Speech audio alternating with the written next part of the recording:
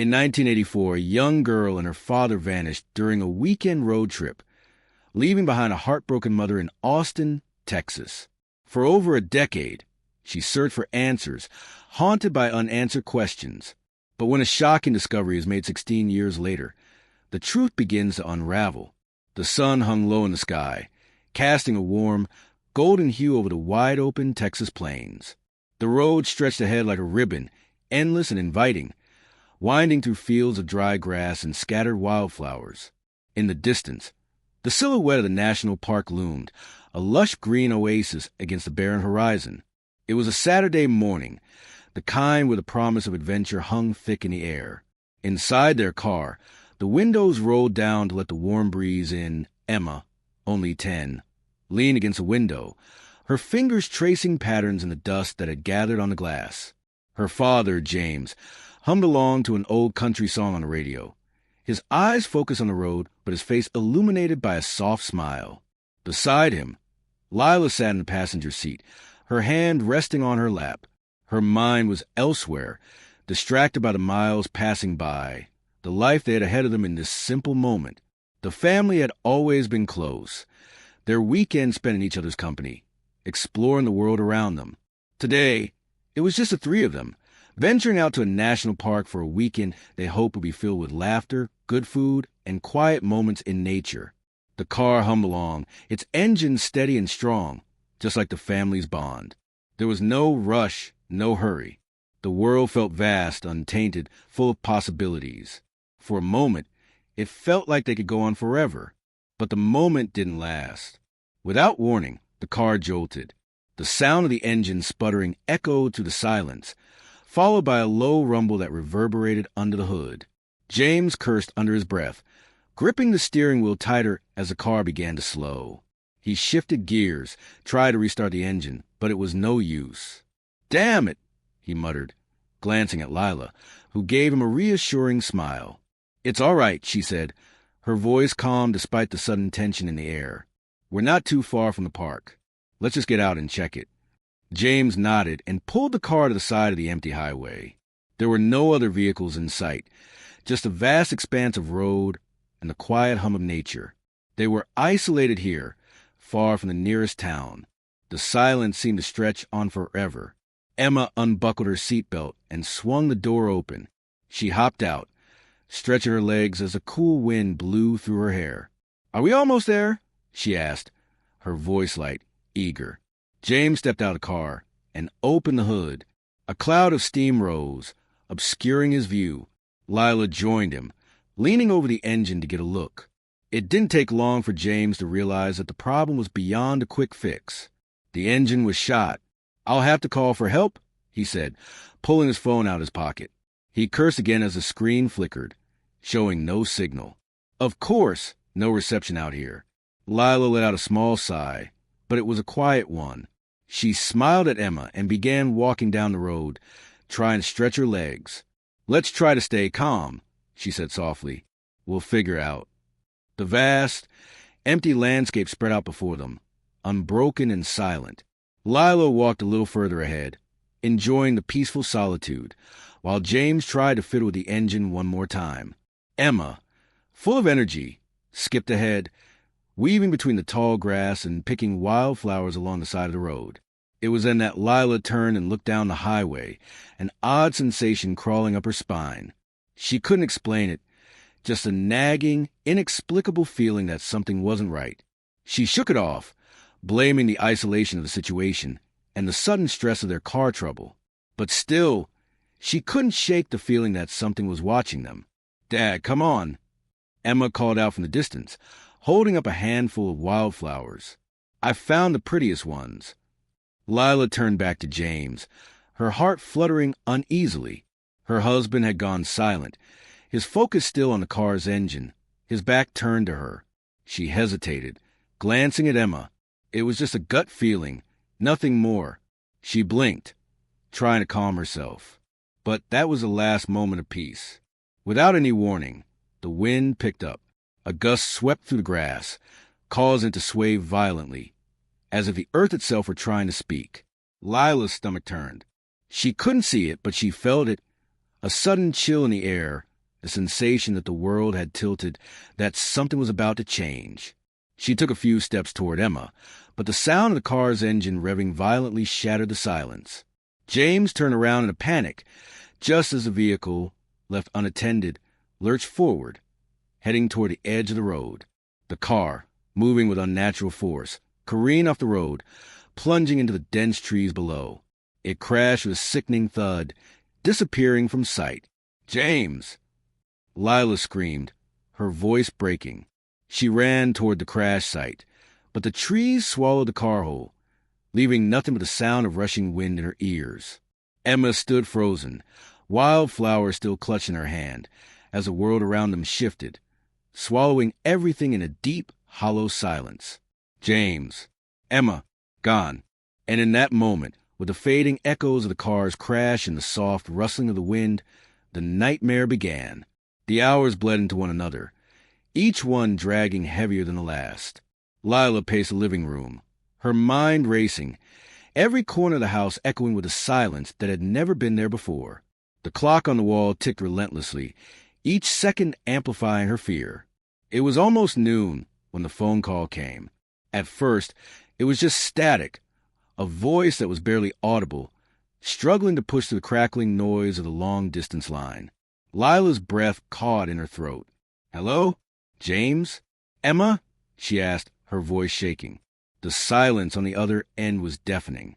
She held the phone tighter, as if willing it to speak. The line was dead. She hung up, trying to swallow the rising panic. Something wasn't right. The night before, everything had been fine. James had kissed her goodnight, promising it would be a simple weekend trip, just the three of them. And now there was nothing. It didn't make sense. The police had assured her they were out searching, but Lila knew in her gut that something had gone terribly wrong. The wreckage, the one she couldn't get out of her head. There had been no sign of the car, no signs of struggle. The car wasn't even listed as abandoned or reported anywhere.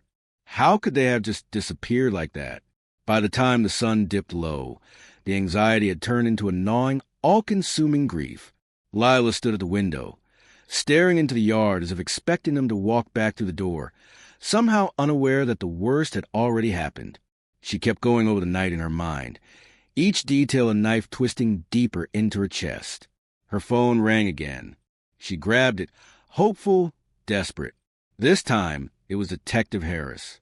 "We've checked the roads again, Mrs. Benson," the detective said, his voice low and professional, but Lila could hear the hesitance beneath it. No sign of the vehicle. No evidence. No clues. Lila's chest tightened. How is that possible? There has to be something. They can't just vanish. "Mrs. Benson, we got a full team out there, but I need you to prepare for—" "No, I won't prepare for that." Lila snapped, her words a sharp cry of helplessness. "I know something happened to them. I can feel it. They're out there. You have to find them." She hung up before he could respond, her hands trembling. The room felt smaller now. The walls seemed to close in around her, the pressure mounting as every passing minute pushed her further into despair. The empty house, once full of the sounds of laughter and life, was now a tomb of silence. Lila sank to the couch, clutching a pillow as if it could somehow fill the hollow space in her heart. Days turned into weeks. The police continued to search, but with every fruitless lead, the emptiness inside her grew. Lila clung to the hope that the case was just a temporary setback, that someone had seen something, that the car would turn up, that James and Emma would walk through that door, their faces confused but safe. But as the weeks stretched into months, that hope began to wane, and the grief began to settle into something darker, something more suffocating. Her home, once a sanctuary, now felt like a prison. Every room, every corner was a reminder of what was lost. There were no clues, no answers, only a cold, gnawing void. She started to withdraw from the world. Calls from friends went unanswered. She stopped going out, stopped talking to anyone who might ask how she was doing. The grief was too much, too heavy. It was consuming her, and she didn't know how to fight it. The phone calls from the police grew less frequent, and the questions from loved ones grew harder to answer. Lila could only tell them what she had been told. "There's nothing new. No sign of them. Her hands, once steady and sure, now shook constantly. At night, she would find herself staring at the ceiling, unable to sleep, haunted by the same image over and over again. James and Emma, just out of reach, their voices fading into the wind. They were out there. Somewhere. She had to believe that. But what if they weren't? The doubt began to creep in, twisting its way around her heart like a slow-moving sickness. What if the police were right? What if they had just vanished, never to be seen again? Lila's heart shattered a little more with each passing day. The days bled together, her grief only deepening as time went on. She was no longer just grieving her family's disappearance. She was grieving the person she was before it had all happened. That woman, that happy wife and mother, seemed so far away now, like a stranger in a different life. The house was still, and Lila was lost within it. There were no answers, only silence. It had been weeks since the search had begun. Weeks of unanswered questions, of fruitless searches through the desolate wilderness where James and Emma had vanished. Every day, Lila sat by the phone, hoping, praying for any kind of word. The silence was deafening, suffocating her, slowly eating away at the last bits of hope she had left. Her world, once bright and full of life, had shrunk to the cold, empty space of their house. The rooms that had once echoed with the warmth of family now stood silent and still. The walls seemed to close in on her more each day, each tick of the clock reminding her that time was moving forward while her family remained lost in it. She would spend hours staring out the window, watching the seasons change, watching the world continue as if nothing had happened, while inside, her heart was still trapped in that moment when her family had vanished. Lila's grief was like a heavy, invisible weight that pressed down on her chest. At night, she lay in bed staring at the ceiling, the dark void that had opened up in her life threatening to swallow her whole. Every time she closed her eyes, she could see James' face, hear Emma's voice, feel their presence beside her. And every time, when she opened her eyes again, the cruel reality would hit her. They were gone. She had tried to keep herself busy, to keep her mind from spiraling. She cleaned the house, rearranged the furniture, tried to hold on to the last remnants of her old life.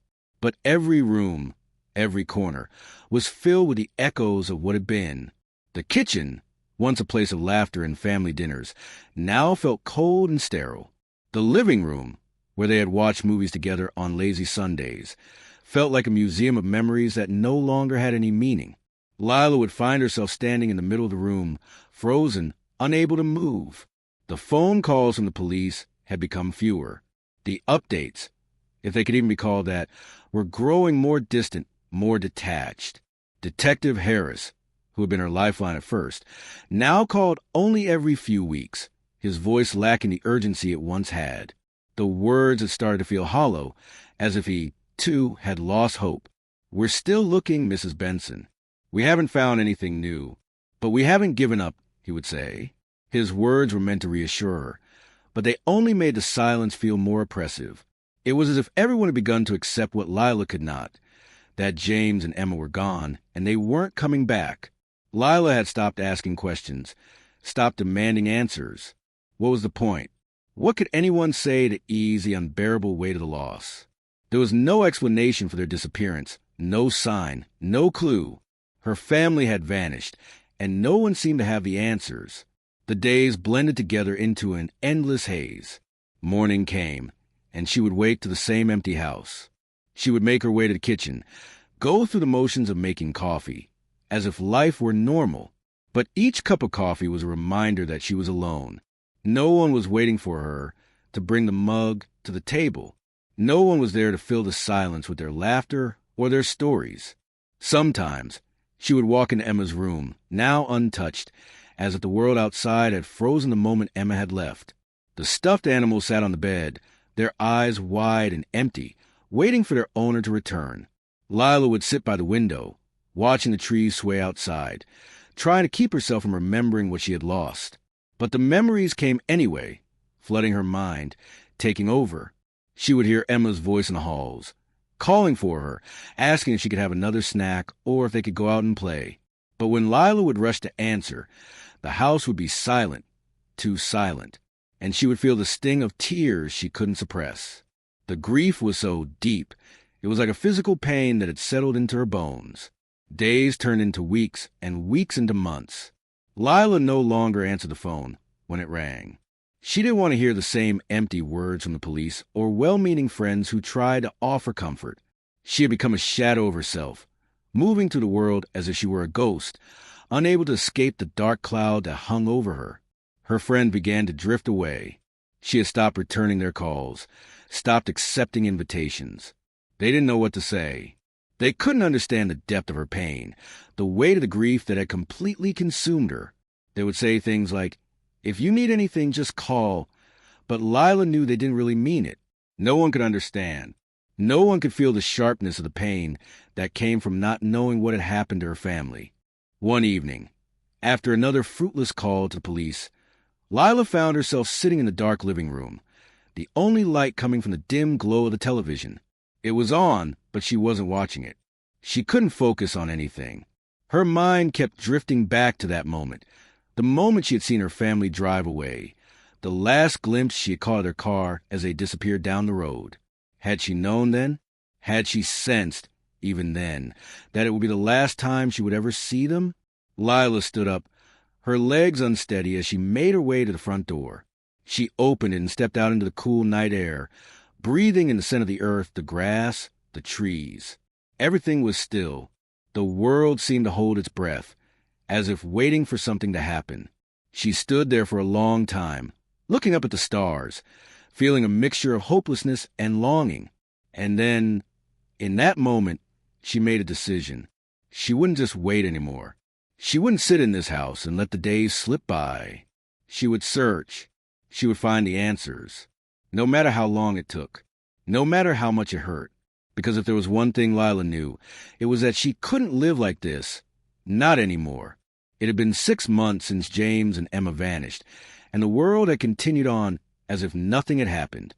The days blurred together into a never-ending cycle of grief, silence, and futile hope. Lila had become a shadow of her former self, the woman she used to be slipping away with every passing day. The pain was constant, a weight that pressed down on her chest, leaving her breathless. Her body moved through the motions of life, waking, eating, sleeping, but it felt as if she were living in someone else's life, a life that no longer had any meaning. The phone rang less frequently now, and when it did, it was usually just another polite inquiry from a friend or a family member who had heard nothing about the case.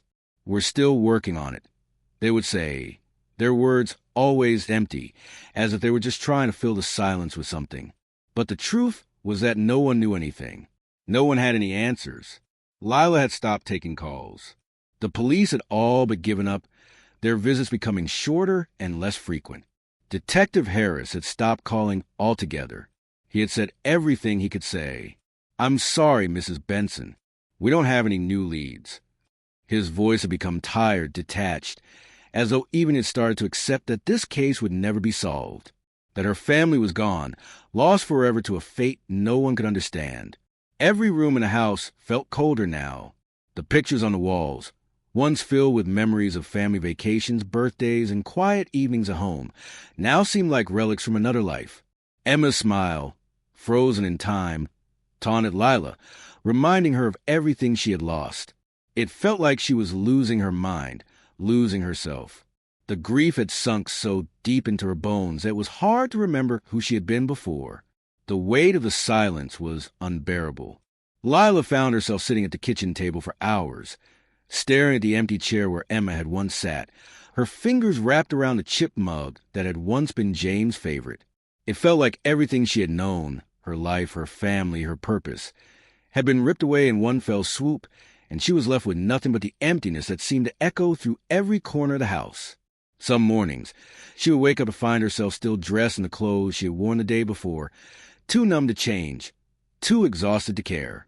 She would go through the motions of making coffee, but it tasted bitter. The house, which had once been filled with noise and laughter, now felt suffocatingly quiet.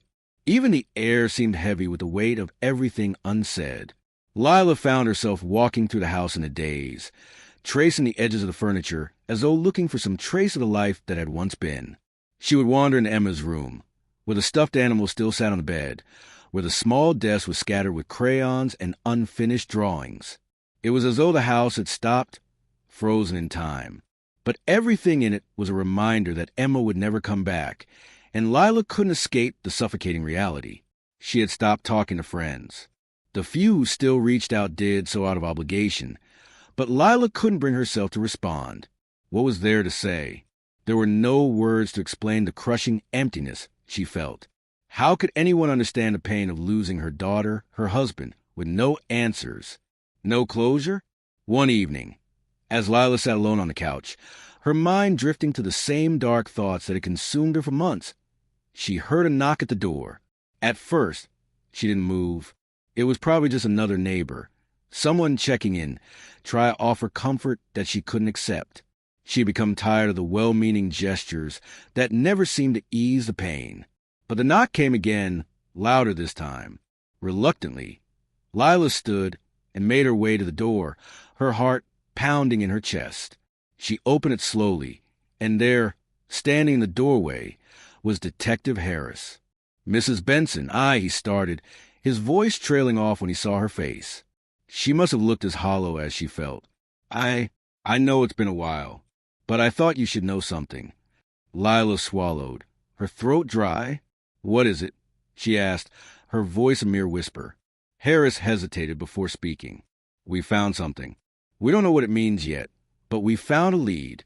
Something tied to your husband's car." Lila's heart skipped a beat. Could it be? Could there finally be an answer after all this time? "I'm not making any promises, but we're following it up," Harris continued. "I just thought you should know we haven't stopped. We're still working on it." For the first time in months, Lila felt something stir inside her. Hope. It was fragile, but it was there. She clung to it, letting it pierce through the numbness that had consumed her for so long. "Thank you," she whispered, her voice breaking. Harris nodded and turned to leave, but Lila didn't move. For the first time in months, she allowed herself to hope. Perhaps, after all this time, there was still a chance to find her family. As she closed the door, the weight of the silence seemed to lift just slightly, as a faint glimmer of light broke through the darkness. The days that followed were filled with a sense of urgency Lila hadn't felt in months. The police had finally found a lead, something tied to James and Emma's disappearance. And though it wasn't much, it was something. The lead, though vague, came from an unexpected place, a junkyard. Lila couldn't understand how or why a junkyard would hold any answers to her family's disappearance, but Detective Harris had insisted it was worth investigating. Sometimes, things get overlooked. People don't always think to check places like this, but we have a new lead. It could be important, he told her. For the first time in a long while, Lila felt a spark of something she hadn't felt in what seemed like forever: anticipation. The possibility that this might be the break they had all been waiting for filled her with a nervous energy. The possibility of a clue, something tangible to hold on to, made her heart race. She couldn't sit at home and wait. She couldn't just let this pass by like every other lead that had turned up empty. So, despite the exhaustion that weighed down on her, Lila decided to visit the junkyard herself. She needed to see it with her own eyes. She needed to know that they weren't just grasping at straws. The junkyard was located on the outskirts of town, a sprawling mess of rusted cars, discarded appliances, and piles of broken machinery. The air smelled of oil, gasoline, and old metal, and the ground was uneven, littered with shards of glass and debris. It was a strange, lonely place, isolated, forgotten by most. Yet Lila couldn't shake the feeling that it was here in this place, that she might finally find the answers she had been searching for. When Lila arrived, Detective Harris was already there, along with a few other officers, standing by a large stack of old, abandoned cars. There was a man with them, a junkyard owner named Jack, who had discovered something unusual while sifting through the wreckage. Lila approached cautiously, her heart pounding in her chest. She wasn't sure what she was expecting, but the feeling in the pit of her stomach told her this could be the beginning of something big. "Mrs. Benson," Harris said as he saw her approach. His voice was calm, but there was a trace of something else in his eyes, a flicker of hope, perhaps. "I'm glad you're here." Jack, the junkyard owner, turned toward her. He was a man in his mid-50s, whether by years of hard work and the harsh environment of the junkyard. He gave Lila a solemn look as he wiped his hands on his coveralls. I didn't know if I should tell anyone, but when I saw this, I knew I had to. Lila's heart thudded painfully in her chest. Tell me what? Jack gestured to a row of old cars, their bodies crushed, tires deflated and paint peeling away. They looked like forgotten relics, discarded and abandoned just like so many things in the world. He pointed to a specific car near the back of the lot, a dark blue sedan, half hidden beneath a pile of scrap metal. This car, Jack said slowly, his voice hesitant. I noticed it while cleaning out some of these old cars. Something about it seemed off. It was like it didn't belong here. It's not just any junker, you know? I could feel something when I saw it. Lila's breath hitched. She could feel her heart pounding in her throat as she moved toward the car. Her feet felt heavy as she stepped closer. Her eyes focused on the car in front of her. There was something familiar about it, something that stirred the deepest corners of her mind. The car looked like it had been here for a long time. Rust had begun to take over the metal, and the windows were cracked. But despite the damage, there was something about it that made Lila's pulse quicken. She could feel her breath catch in her chest as she reached out to touch the car, her hand trembling. Is this the car? She asked, her voice barely a whisper. Detective Harris nodded. We think it is. We ran the plates, and it matches the registration for the car James and Emma were driving. This is their car, Mrs. Benson. Lila's hand shook as she stepped back in the car, a mix of disbelief and hope flooding her mind. It had to be a mistake. It couldn't be. She had to be sure. Are you sure? She asked, her voice barely audible. Yes, we're sure, Harris confirmed, his tone steady but somber. We've had it checked out. It was reported stolen shortly after the disappearance, but we had no idea it was sitting here. No one thought to check the junkyard. The paperwork shows it was abandoned here months ago. Lila felt her legs weaken beneath her as she sank to her knees. Her hands pressed into the dirt beneath her, as if she could ground herself to this moment, to the revelation that had just broken to the veil of silence that had surrounded her for so long. This car that she had never thought to search for, was the link she had been waiting for. The tears came in an instant, flooding her eyes. They were the first tears she had cried in what felt like a lifetime. She had spent so long trying to hold herself together, trying to stay strong for James and Emma, but now the dam had broken. But even through the grief, there was something else, something she hadn't felt in months. Hope, a small spark, barely a flicker, but it was there. This car, this discovery, was the key to something bigger.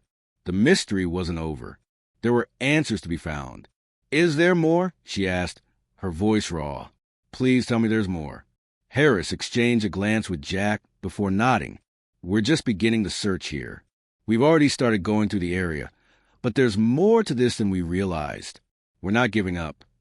Lila stood up, wiping the tears from her face. She took a deep breath, grounding herself in this new reality. They had found something that tied her family to this place, to the events that had shattered her life. And she wasn't going to stop. She couldn't stop. For the first time in a long time, Lila felt a glimmer of hope flicker to life in her chest. Her family wasn't lost forever. She could feel it now. The search had just begun. The junkyard, with its smell of rusted metal and oil, felt strangely comforting to Lila. It was as though this desolate place held the answers she had been searching for all these months. Her heart beat in her chest with a mixture of fear and anticipation as she stood in front of the car, the one James and Emma had been driving when they disappeared.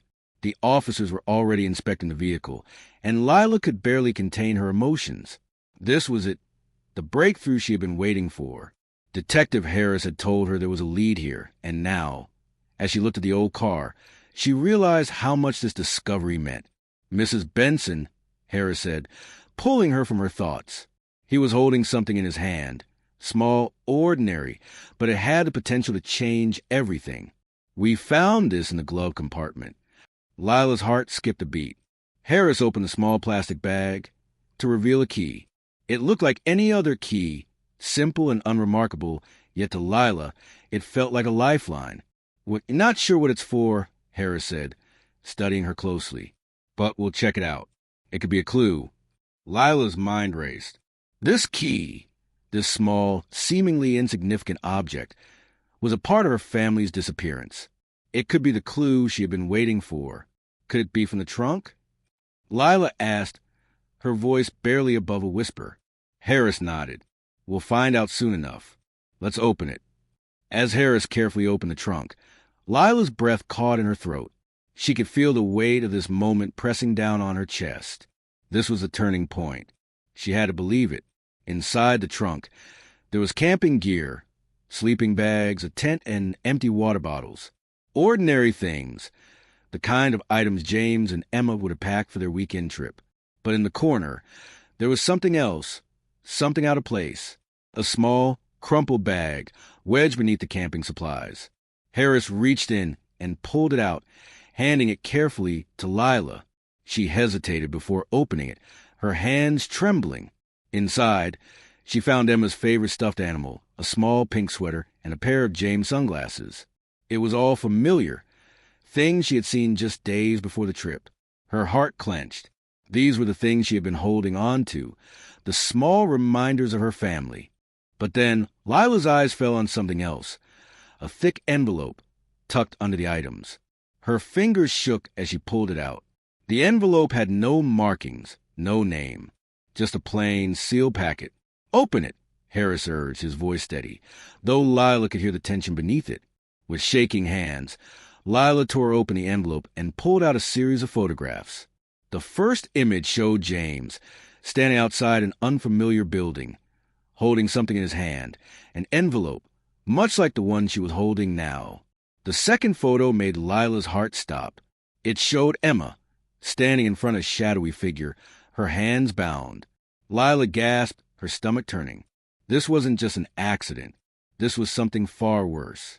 Someone had planned this. The final photo was taken from above.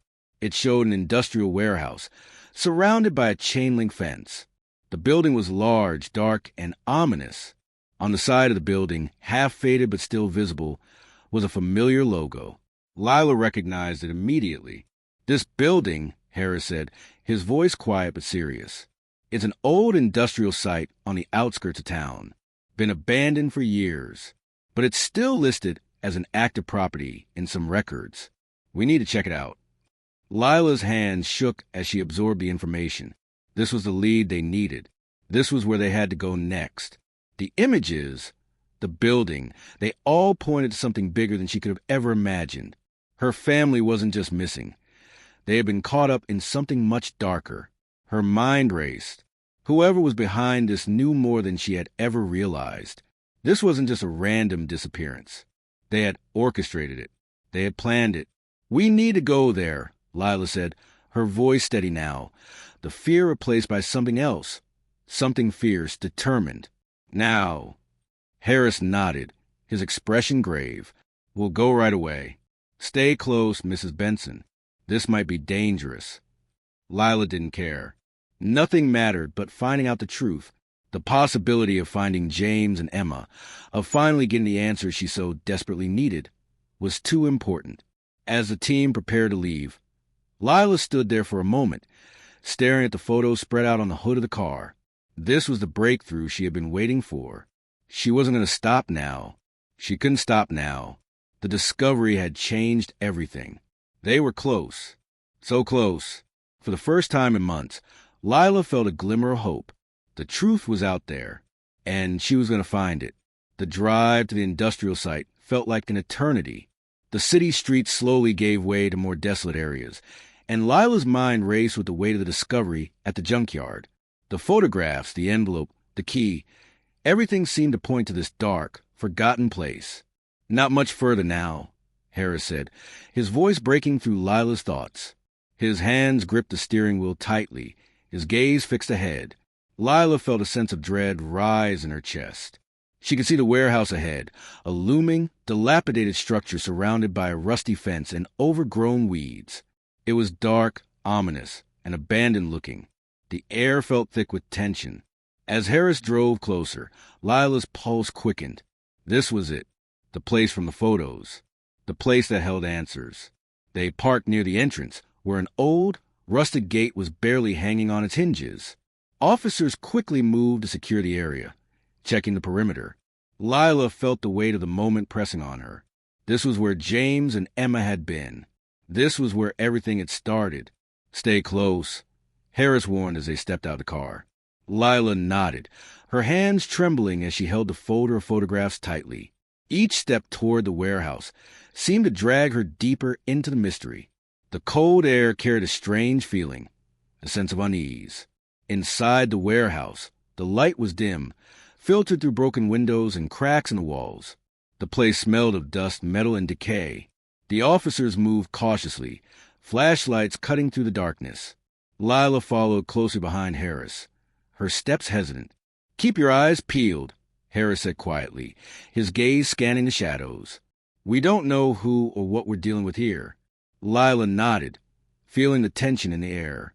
Every creak of the building, every shift of the shadows felt like a threat. She was so close to the truth, so close to finding her family. She couldn't turn back now. "Over here," one of the officers called. Lila's heart skipped a beat as she rushed to his side. He was standing next to a desk covered in papers. The officer stepped aside to let her see. There were several open folders, and as Lila looked closer, she saw photographs of missing people, children, adults, all marked with case numbers. The photos seemed familiar, but it wasn't until her eyes landed on one that she froze. It was Emma. Her daughter's face stared back at her, pale and wide-eyed, her expression fearful. Written beneath the photo was a chilling note. "Don't trust them." Lila's breath caught in her throat. The word sent a shiver down her spine. Emma had left a message, a warning. "This photo's recent," Harris muttered, his face grim. "But how?" Lila didn't need him to finish. She knew what this meant. Emma had been trying to tell her something.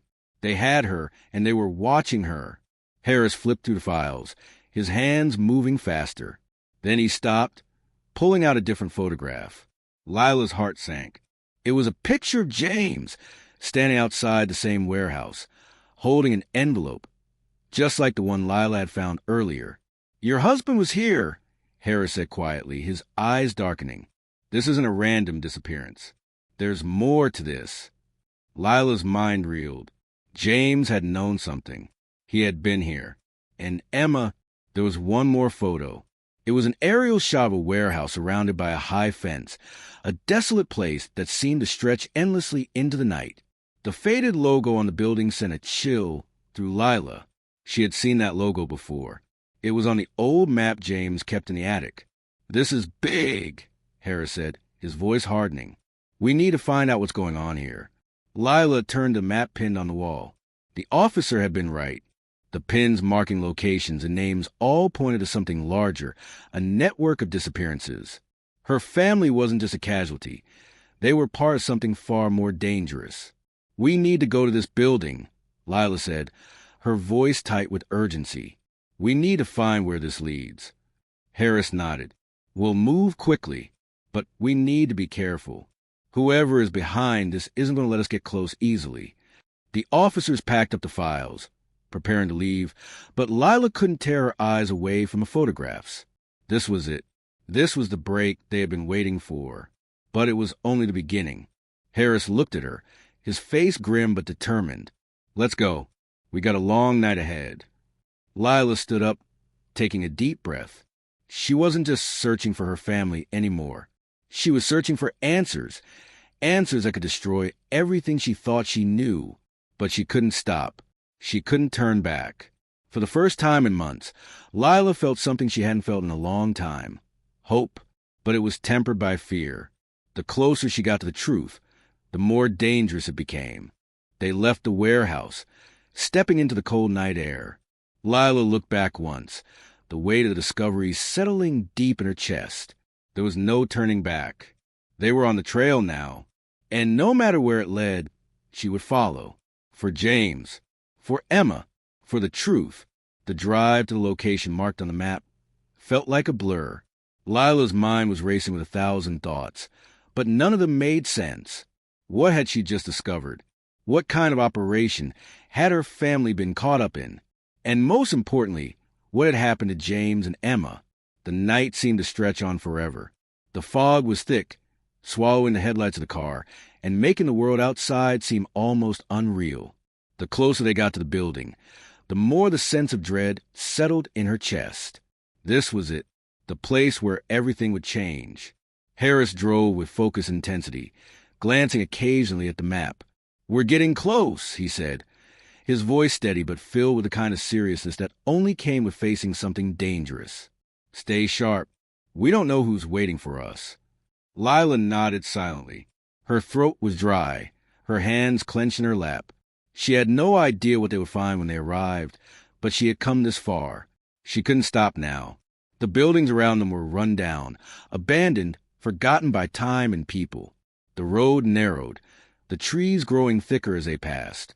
Finally, after what seemed like hours, Harris turned down a small, desolate alley. The headlights of the car revealed a large, imposing structure ahead, barely visible through the mist. The warehouse was even more sinister in person. Its metal exterior was rusted, windows boarded up, and the perimeter was surrounded by a high, chain-link fence, similar to the one they had seen in the photographs. The air around it felt colder, heavier, like the building was holding its breath, waiting. Harris stopped the car at a distance, killing the engine. "We'll approach on foot. We don't want to alert anyone just yet," he whispered, his voice sharp. Lila could barely hear him over the pounding of her own heart. She had come so far. But now, standing on the precipice of the unknown, doubt crept into her mind. What if they were too late? What if James and Emma were already gone? But the thought of giving up was unbearable. No, she wouldn't stop. Not now. They all got out of the car quietly, and Lila followed closely behind Harris, her eyes scanning the dark shadows of the warehouse as they approached.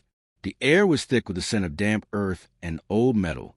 Their footsteps echoed in the emptiness, amplifying the silence around them. "We need be careful," Harris warned, his voice low. "We're not the only ones who know about this place." Lila swallowed, her throat dry. She nodded, unable to speak. Every fiber of her being was on edge. This was the moment she had been waiting for, and yet it felt like stepping into the unknown, a place where she might never return from. They reached the fence, and Harris signaled for one of the officers to cut through a weak point in the metal. It didn't take long before they were inside, creeping along the perimeter of the building. The large doors loomed ahead, dark and foreboding. A light flickered dimly from inside, casting long, wavering shadows. Harris gestured for them to stop. He crouched low, signaling the others to stay silent. Slowly, he moved forward and peered through a crack in the door. "What is it?" Lila whispered, barely able to keep her voice steady. Harris didn't answer immediately. Instead, he motioned for her to come closer. With a racing heart, Lila moved toward him, carefully keeping to the shadows. "What do you see?" she whispered again. Harris's eyes were hard as he looked back at her. "There are people inside," he said quietly. "Looks like they're preparing for something." Lila's breath caught. "Preparing for what?" "I don't know yet, but it doesn't look good," Harris replied, his face grim. "We need to get in there and find out what's going on." Without waiting for another word, he led them toward a side door. The officers moved quickly and quietly, following Harris's lead. The air around them seemed to grow heavier, charged with the tension of the unknown. Lila's heart was hammering in her chest as they crept through the dark, the silence broken only by their footsteps on the damp concrete floor. They reached a small storage room, and Harris motioned for everyone to stay put. He crouched down and carefully pried open the door. The room was dark, but the faint sound of voices carried through the air. Lila's heart skipped a beat. She could hear them. Were they talking about her family? Were they the ones responsible for everything? She wanted to run forward, but she forced herself to stay still. Every instinct screamed at her to get closer, to find out what was happening. But she had to be patient. The time for recklessness would come soon enough. Harris nodded at the officers. "We move on my signal," he whispered. Lila's hands were clammy. Her mind raced. This was the moment. Everything she had worked for, everything she had fought for, was coming to a head. This was where she would find out the truth. Then, without warning, a door slammed open. The voices in the next room grew louder, and Lila's breath caught in her throat. She knew those voices. She recognized one of them. "James," she whispered, her eyes wide. Harris held his finger to his lips, signaling her to stay quiet. He looked over at the others, and then they all moved, creeping forward as silently as possible. Lila's heart was racing. She was so close. She had to be. She could hear her husband's voice, but it was muffled, distant. It felt like a dream, and for a moment, she couldn't tell if it was real. They reached the door, and Harris gestured for them to stop. He leaned in, peering through a crack. His eyes narrowed. Lila's pulse thudded in her ears. She could hardly breathe. This was it. Through the crack, she saw him, James, her husband, tied to a chair, his face pale and bruised, but alive. Emma was standing beside him, her arms wrapped around herself, looking terrified but unharmed. They were both there, alive, but the scene wasn't as it seemed. Standing in front of them was a man, a figure she recognized from photographs. The man who had been at the warehouse in the photo with Emma. Lila's breath caught in her throat. She knew then everything was about to change. "We need to move now," Harris said, his voice steady. The urgency in his tone made her heart race even faster. Lila nodded, the adrenaline pumping through her veins. It wasn't over. It was just beginning, and she would stop at nothing to bring her family home. Lila's heart pounded in her chest as they moved closer to the group inside the warehouse. Every muscle in her body screamed for action. She could see James, her husband, alive, though battered. Emma, her daughter, stood by him, her eyes filled with fear, but relieved to see her mother. The sight of them together made Lila's breath catch in her throat, but it was a figure standing before them that made her heart stop. The man, the one from the photographs, the one Emma had warned her about. Lila froze for a moment, her eyes locking onto his. He was tall, with a sharp, angular face. His eyes were cold, calculating. There was a confidence about him that made her blood run cold. He didn't flinch when he saw them enter. In fact, he looked almost amused. "Mrs. Benson," he said, his voice low and smooth. "I was wondering when you'd show up." Lila's hands trembled at her sides, but she clenched her fists, trying to steady herself. This was the man who had taken her family. This was the man who had put them through hell. "You..."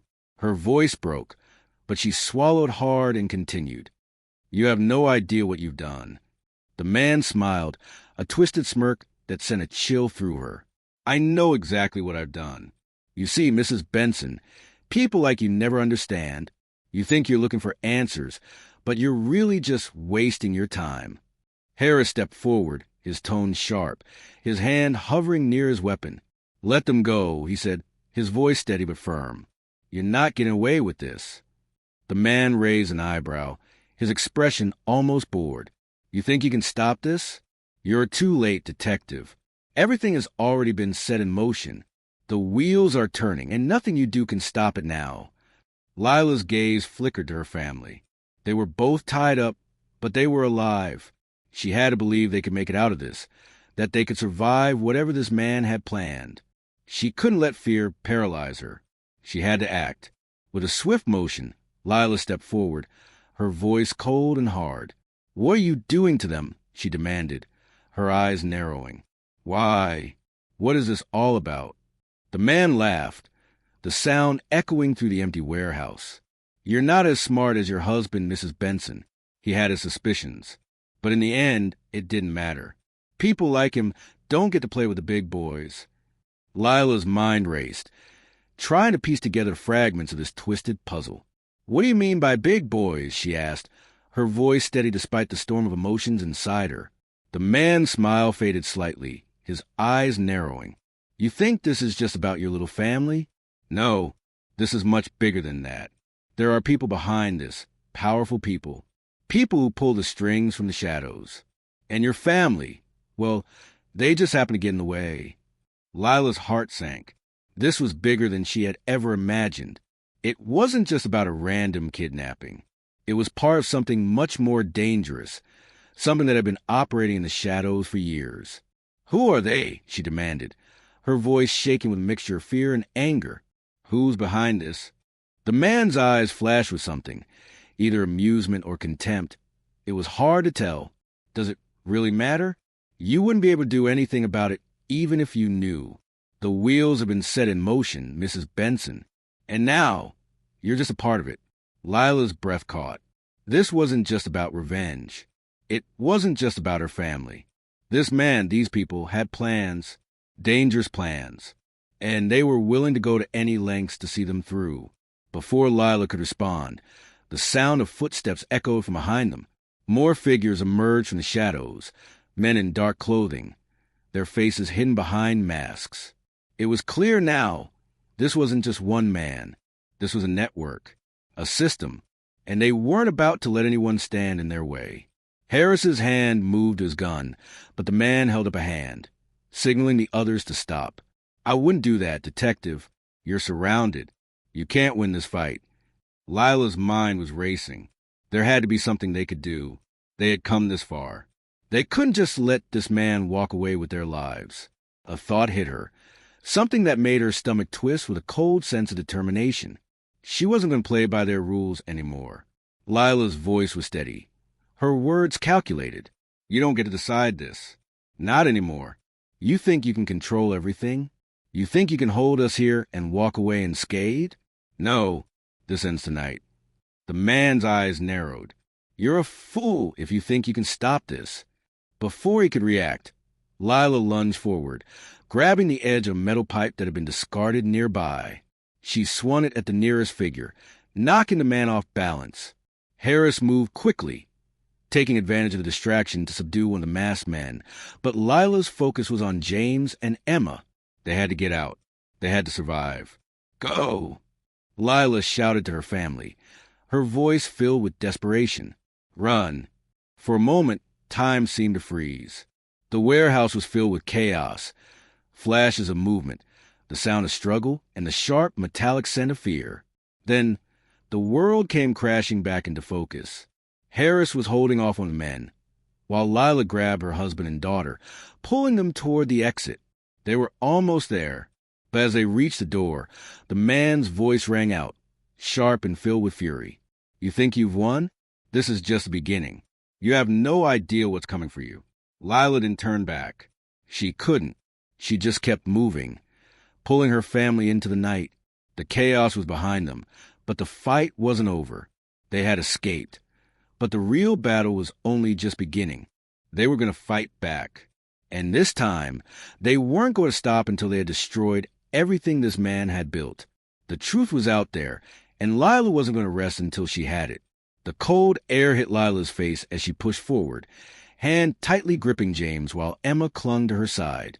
Their escape from the warehouse had been frantic, but they were free, at least for now.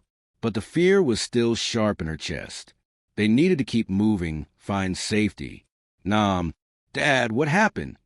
Emma's voice was small, full of confusion. Not now, sweetheart, Lila said, her voice urgent. We need to keep moving. James, pale and weak, stumbled slightly but held on to her with surprising strength. We need to go to the police, he said hoarsely. We can't do this alone. Lila shook her head. The police aren't going to help us. We need someone who can deal with people like that man, people who work in the shadows. Then what? James asked, eyes filled with concern. We can't keep running. Lila paused for a moment, steeling herself. We're going to someone who can help, she said firmly. I have to make a call. They moved quickly through the dark streets, staying in the shadows. Lila's mind raced. She had no idea who she could trust anymore. The people who had taken her family were powerful, far more dangerous than she had ever imagined. She needed answers, and she needed them fast. They arrived at an old, nondescript building on the edge of town, Victor's place. Lila had contacted him before, back when James had worked as a private investigator. She wasn't sure she could trust him anymore, but she had no other choice. Lila knocked twice. The door creaked open to reveal a middle-aged man with sharp eyes. He stepped aside to let them in without saying a word. You're late? Victor said, eyeing them carefully. Lila didn't waste time with pleasantries. We need information on the people behind this, she said. Who took my family? Who are they? Victor studied her for a moment. You're not dealing with amateurs, Mrs. Benson. Whoever is behind this has been operating for years. They have influence, people in positions of power, businesses you'd never suspect. This isn't a simple case. Lila felt her blood run cold. I don't care. I need to know who they are. Now. Victor sighed, walking over to a filing cabinet and pulling out a folder. He slid it across the table to her. It's not much, but it's a start. Lila opened the folder, her eyes scanning the pages filled with names, addresses, and cryptic notes. It was a beginning, but just the beginning. The more she read, the clearer it became. This was bigger than she had imagined. Whoever these people are, they've been hiding in plain sight, Victor said, his tone serious. You're in over your head, but I'll help you. Lila nodded, her resolve hardening. We're not stopping until I have my family back, and until I expose them. Victor gave her a grim look. You need to be prepared. They won't let you take them down without a fight. Lila met his gaze, her determination unwavering. I'm ready. With the folder in hand, Lila turned to James and Emma. The road ahead would be dangerous, but for the first time in months, she felt a glimmer of hope. She wouldn't rest until she brought her family home and took down the people who had torn their lives apart. The hunt was just beginning.